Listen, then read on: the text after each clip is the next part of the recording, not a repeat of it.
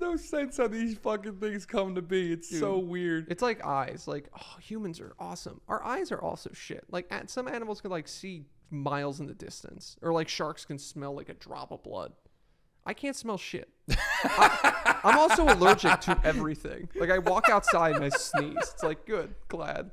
And then it's like with our eyes, yeah, they're great for like 20 to 30 years, and then they're shit. Or for me, they're just never great.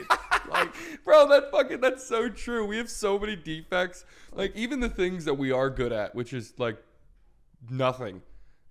The best thing that we have eventually in like 10 or 20 years, it's just, oh yeah, yeah, you used to have that, now you're gone, you're fucked. Yeah. What is that part of your body that like can rupture and explode? Oh, the appendix?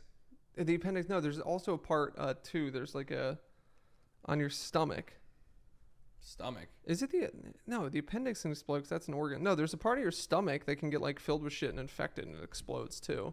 I know that the appendix, when you get appendicitis, gets filled with stuff and it'll burst. Maybe and then the appendix. Yeah, that's but it doesn't do anything? No, it's the appendix. The appendix does. My mom had it. Basically, the appendix is like a useless organ, I guess. Yeah, and it fills, and then if you don't get it treated, it'll burst, and then you'll get sepsis and die. Yeah.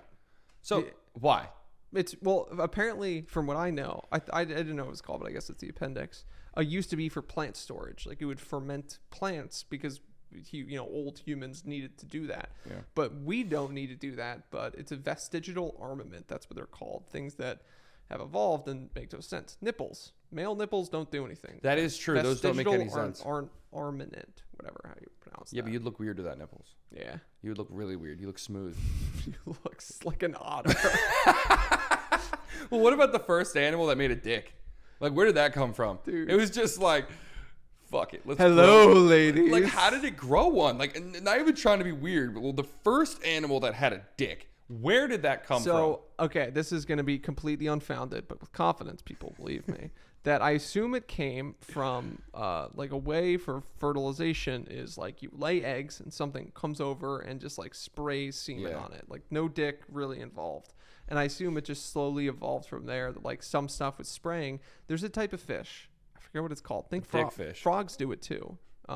That there's two versions of the male. There's like the Chad male, big old fish, and there's these little beta males, and they're these little small little dicks, and they're small and they're shit, and they can't compete with the big guys. But what they do is that when the sexy female shoots all her eggs everywhere, and the big fish comes to spray his semen, the little fish, because he's so small, will swim under the male and spray his semen too, and fertilize some of those eggs. Oh my god! So there's two versions of the same fish. Yeah. I assume it just happened with like competition. That like one thing was like, okay, instead of shooting my stuff, I'm just gonna go and like fuck the shit out of this one egg. And just went from there. He just grew it. He just squeezed. Yeah, and then all of a sudden you got a dick. And all the other fish were like, damn. You see a fish just going around. There's something dragging behind it. It's like what? Blue whales have like a 6-foot dick or something. This podcast has really been just about dicks, and I'm not against it. It's very interesting. I got a lot of weird knowledge.